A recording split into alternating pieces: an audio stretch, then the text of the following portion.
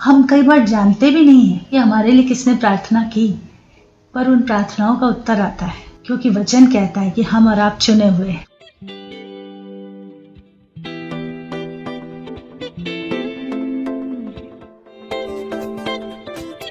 Praise the Lord, जय मसीह की।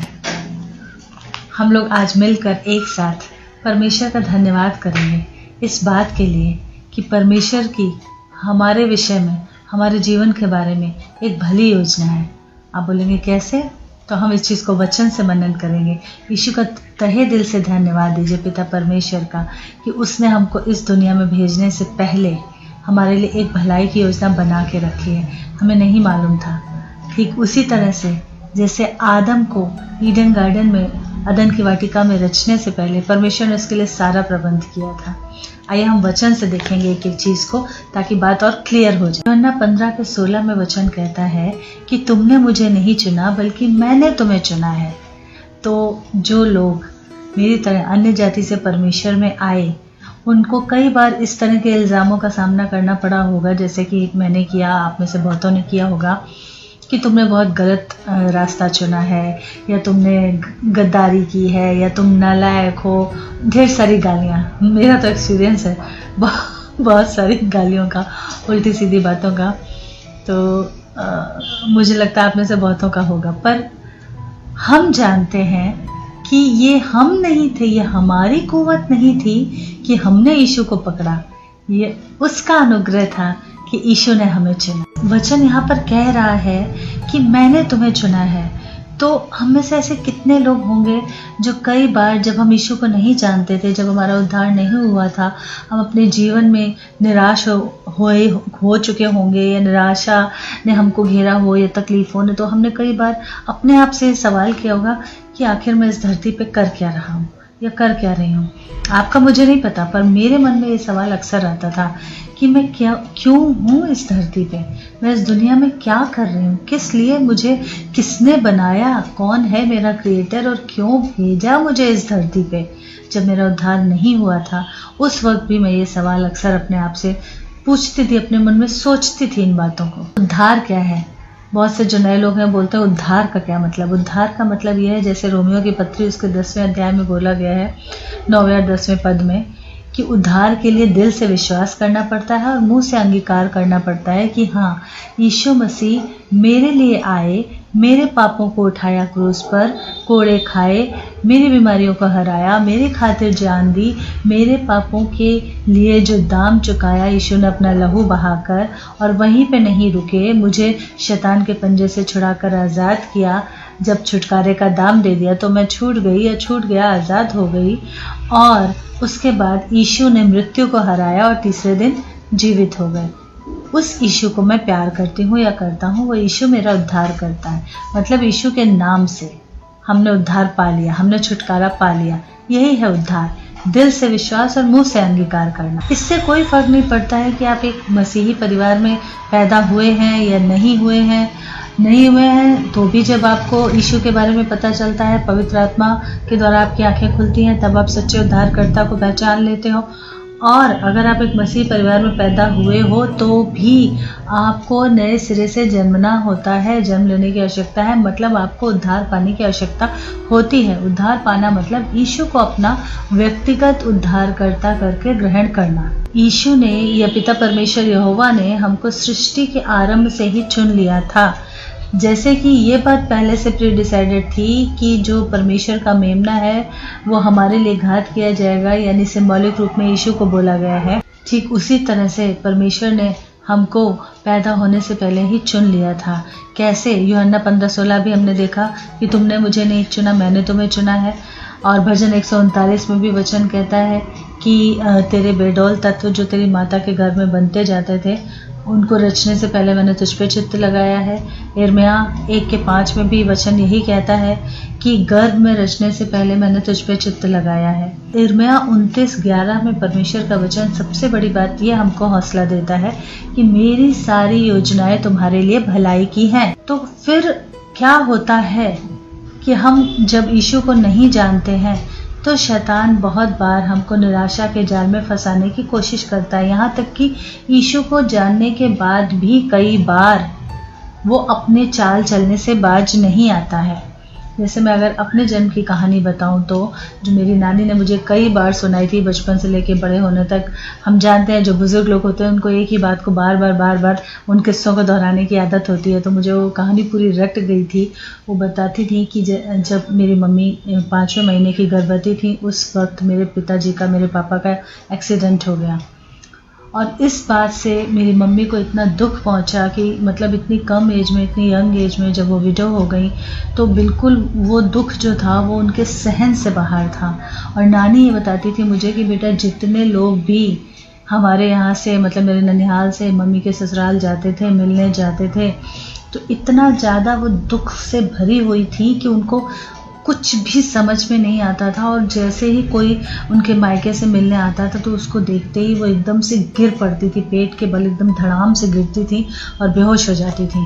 मतलब तकलीफ, जो दुख था, जो तकलीफ थी वो इतनी ज़्यादा थी उनके ऊपर। तो सब लोग आके ये कहते थे मेरी नानी से कि वो बेचारी तो दुख में इतनी पागल हो गई है कि उसको ये भी ध्यान नहीं है कि उसके गर्भ में बच्चा है। और वो लोग ये डिक्लेयर करते थे एक तरीके से कि बच्चा नहीं बचेगा। क्योंकि आप सोचिए कोई प्रेग्नेंट लेडी 5वें महीने की प्रेगनेंसी में अगर थोड़ा सा भी कहीं गिरती है या लगती है तो कितनी बड़ी रिस्क की बात होती है। डॉक्टर, कई बार हमने ऐसे केसेस सुने हैं कि मिसकैरेज हो गया अगर कोई गलती से भी गिर जाता है। और यहाँ तो दुख का आलम ये था मेरी माँ के ऊपर कि जितनी बार कोई मिलने जाता था वो उतनी बार मतलब अपने मायके से आए हुए लोगों को देख के दुख में एकदम जैसे ही उनकी तरफ बढ़ने की कोशिश करती थी वो बेहोश होकर एकदम से पेट के बल ही गिर जाती थी। तो सब ये कहते थे कि अब बच्चा नहीं बचेगा। और उसके बावजूद मैं पैदा हो गई। कभी कभी मैं सोचती हूँ मैं कितनी बेशरम हूँ या मैं कितनी मजबूत हूँ। वो नेगेटिव सोच थी जब मैं यीशु को नहीं जानती थी। और यहाँ तक कि डिलीवरी के टाइम पे भी जो मेरे ग्रैंड पेरेंट्स थे, लॉस थे जो मम्मी के, जब पूरा जो यूट्रस का फ्लूइड होता है पूरा निकल गया था, बहुत लेट करके उनको हॉस्पिटल लेके गए थे। तो डॉक्टर्स ने मेरे दादाजी से, मेरे ग्रैंडफादर से पेपर पे साइन ले लिए थे कि जच्चा और बच्चा, माँ और बच्चे दोनों की मेरी कोई जिम्मेदारी, मतलब हम लोगों की डॉक्टरों की कोई जिम्मेदारी नहीं है। आपकी गलती है, परिवार इतनी लेट, लिवर पेन बहुत पहले से उठ रहे थे, आप इतनी लेट लेके आए हो डिलीवरी के लिए, हम किसी एक को भी बचा पाएंगे या नहीं, हम इसकी भी गारंटी नहीं लेते। पेपर पे साइन करवा लिए थे। उसके बावजूद मेरा जन्म हुआ। तो मुझे नहीं पता था, लेकिन परमेश्वर की मेरे जीवन के विषय में एक योजना थी जो कि मुझे नहीं मालूम थी। और इसलिए जब तक मैं यीशु को नहीं जानती थी, मैं हर बार अपने आप से सवाल करती थी कि क्यों पैदा हो गई हूँ, क्या कर रही हूँ, मतलब क्या उद्देश्य क्या है मेरे जीवन का इस धरती पे। जब भी बचपन में लाइफ की कोई टफ सिचुएशन आती थी या कुछ ऐसी बात होती थी, उस वक्त ये वाला जो विचार है बहुत ज़्यादा मुझ पर हावी हो जाता था। एक चीज़ जो मेरे अंदर बचपन से थी, जैसा कि वचन कहता है कि माँ के गर्भ में रचने से पहले मैंने तुझ पे चित्त लगाया। मुझे किसी ने इस विषय में सिखाया नहीं था, लेकिन मेरे अंदर बचपन से एक बात थी, एक प्रबल इच्छा, एक कहना चाहिए कि एक एश्योरेंस कि कोई एक ही ईश्वर है, कोई एक ही परमेश्वर है जो इस सृष्टि को चलाता है।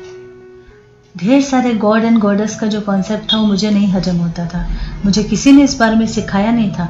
पर पवित्र आत्मा शायद मुझे गाइड कर रहा था उस वक्त भी, जबकि मेरा नया जन्म नहीं हुआ था, छोटी उम्र में भी। और मैं खोजती थी कि कौन है वो परमेश्वर।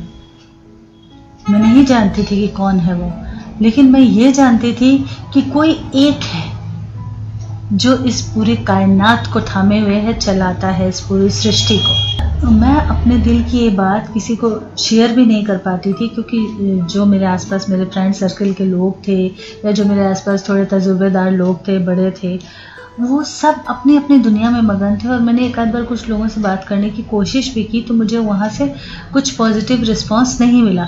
मतलब मैं समझ जाती थी कि इन लोगों को मेरी बातों की समझ नहीं है।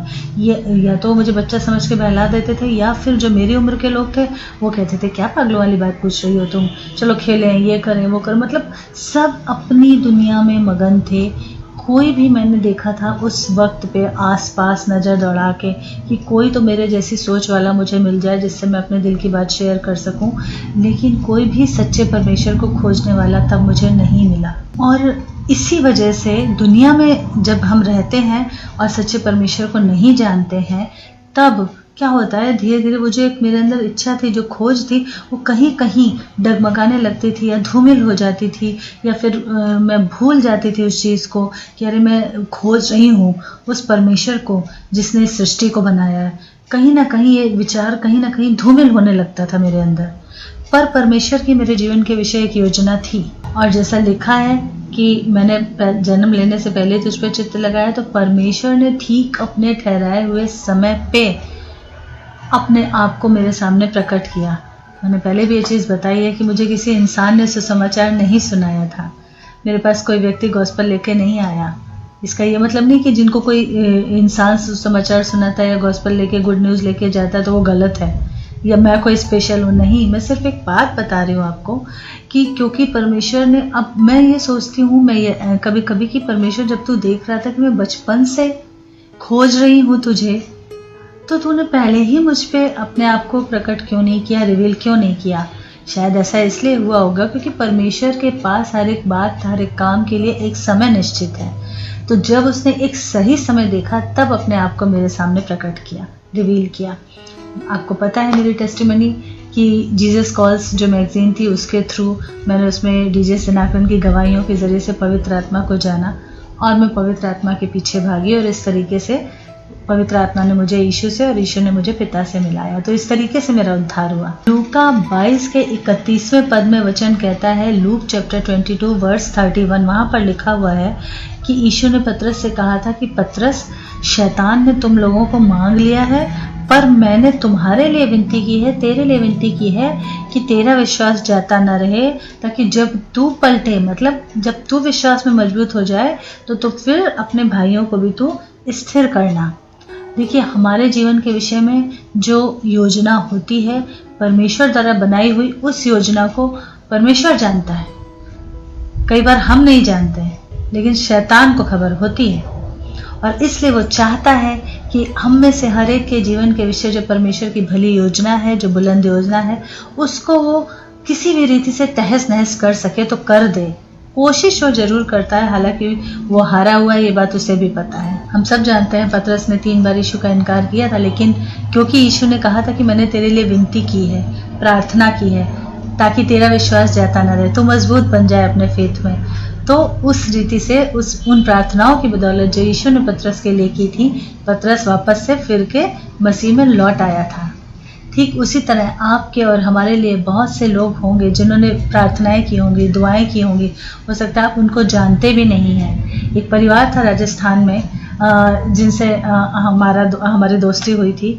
मतलब मेरे हस्बैंड तो पहले से ही उस परिवार को जानते थे, पर मैं उस परिवार में, आप यकीन करिए, जहाँ पे हम रहते थे जैसलमेर में जिस जगह पे, उसी मोहल्ले में वो लोग रहते थे थोड़ी दूरी पे, मैं बार बार बहाने से जाती थी और इधर उधर की बातें करती थी, फिर अपने बेटे की टेस्टिमनी उनको सुना देती थी, जो मतलब वाइफ थी, जो सिस्टर थी, उनको सुनाती थी, फिर इधर उधर की बातें करती थी। हर बार उनके कानों में, पति पत्नी के कानों में कहीं ना कहीं से यीशु की गवाही या यीशु की टेस्टिमनी मेरे बेटे के रूप में कैसे आई, कैसे हुआ, ये डालने की कोशिश करती थी।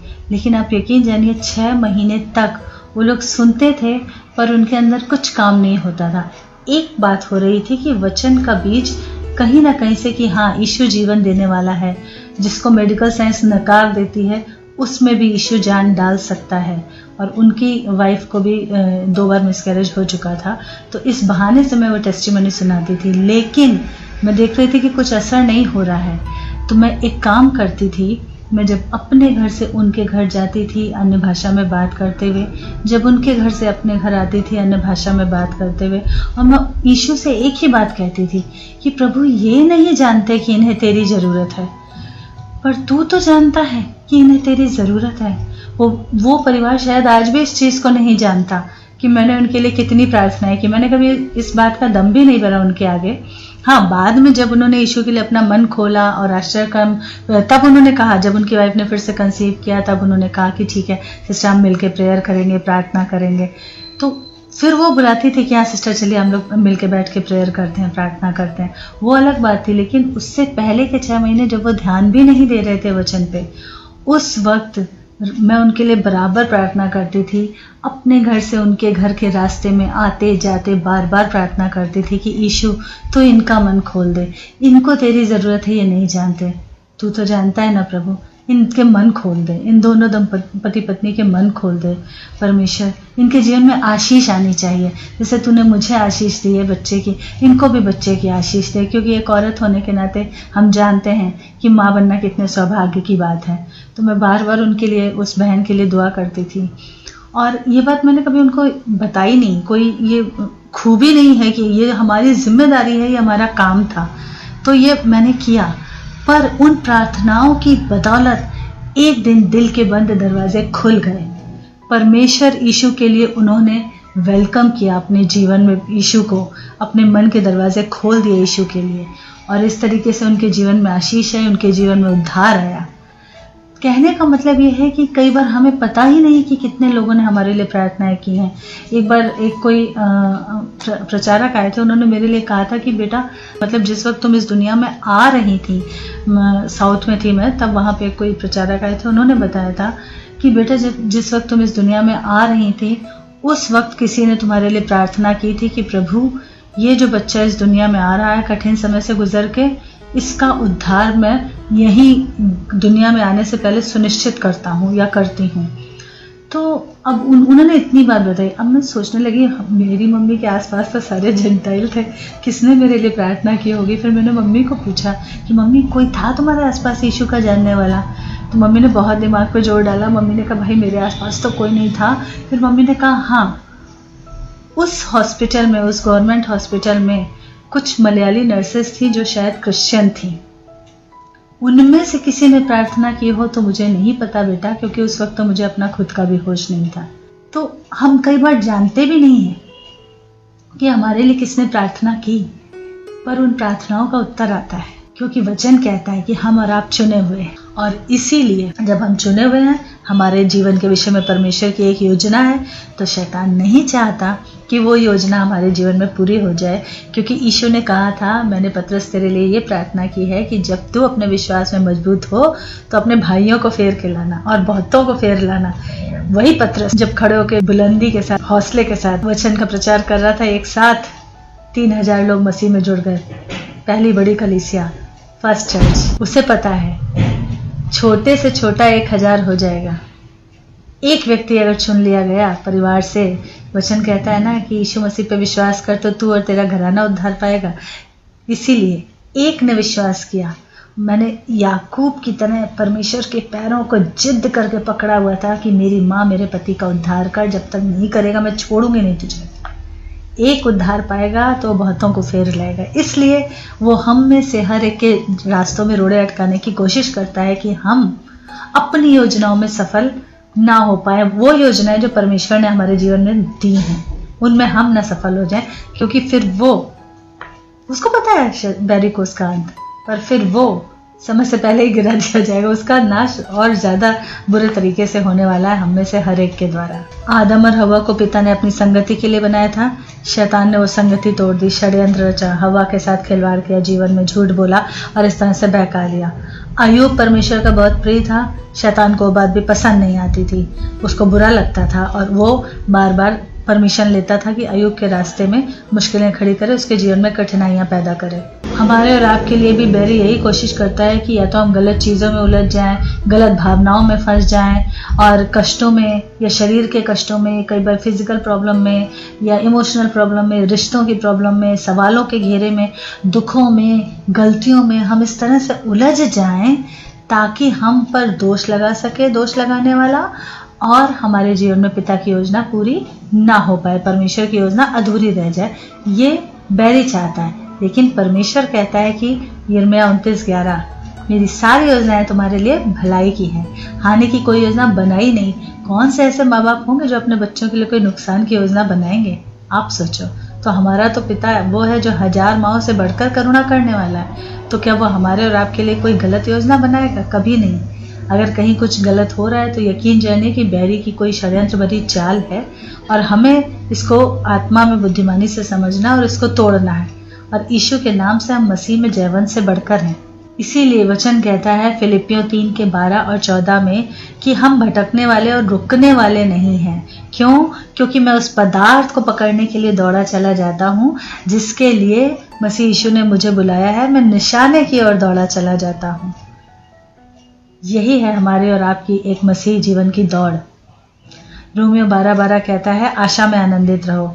और हमें मसीह में ये आशा है कि हम एक दिन बादलों पे यीशु से मिलेंगे जरूर। फिलिपियों 3 का 20 कहता है हमारा स्वदेश स्वर्ग में है और हम अपने उद्धारकर्ता यीशु मसीह के वहां से आने की बाट जो रहे हैं, मतलब रास्ता देख रहे हैं। कभी कभी मैं सोचती हूँ, जैसे अभी न्यूज में बताते हैं कि तीसरे विश्व युद्ध की भूमिका बन रही है, तो मैं ये सोचती हूँ कि जब पहला विश्व युद्ध हुआ था तब भी दुनिया के लोगों ने, जो मसीह विश्वासी थे, उन्होंने ये धरती पे सोचा होगा कि शायद अब यीशु आने वाला है। फिर जब दूसरा विश्व युद्ध हुआ जो कि कहते हैं कि 6 साल चला, उस वक्त भी लोगों ने सोचा होगा अब यीशु आने वाला है। अभी जब अजरबैजान और आर्मीनिया का युद्ध हो रहा है तो हम लोग कई बार ये डिस्कस करते हैं, सोचते हैं कि भाई परमेश्वर की गणना के हिसाब से अब तो 7वां वर्ष भी हो गया, मतलब प्रभु के यहाँ एक दिन 1000 वर्ष के बराबर, अब 7वां विश्राम का समय आ गया।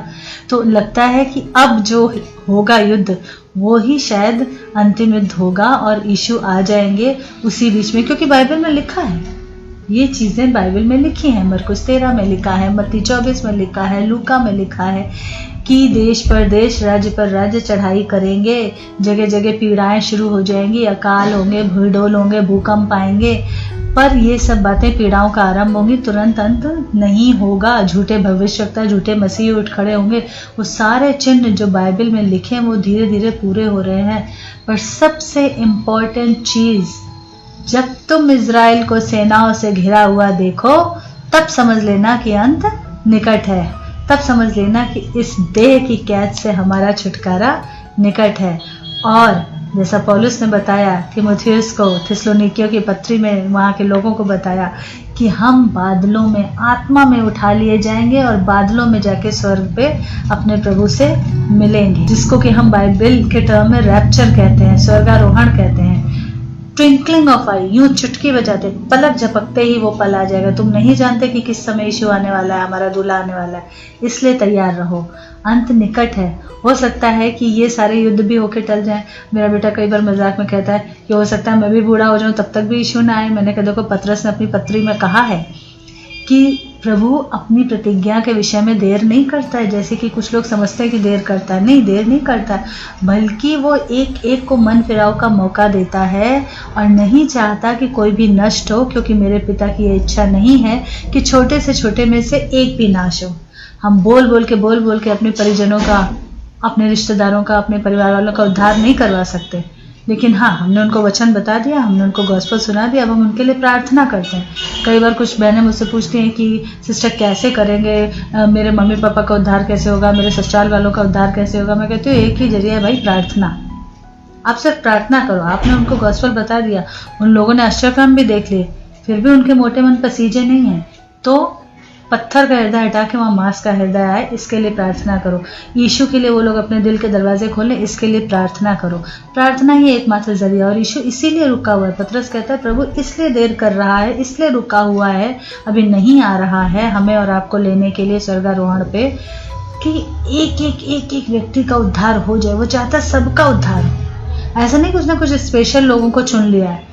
प्रभु चाहता है सबका उद्धार हो, लेकिन लोग हैं जो अपनी रीतियों में, अपनी विधियों में, अपनी जिंदगी के मौज मजे में उलझे हुए हैं, क्योंकि मसीह का मार्ग जो है वो सकरा है।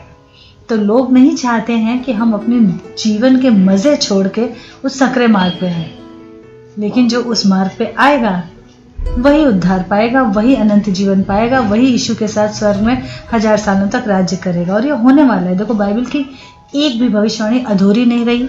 बाइबल पूरी तरह से साइंटिफिक बुक है, हर एक चीज़ का प्रूफ है उसमें, सारी बातें उसमें सिद्ध की गई हैं एज इट इज़ कि हाँ ये ऐसा है।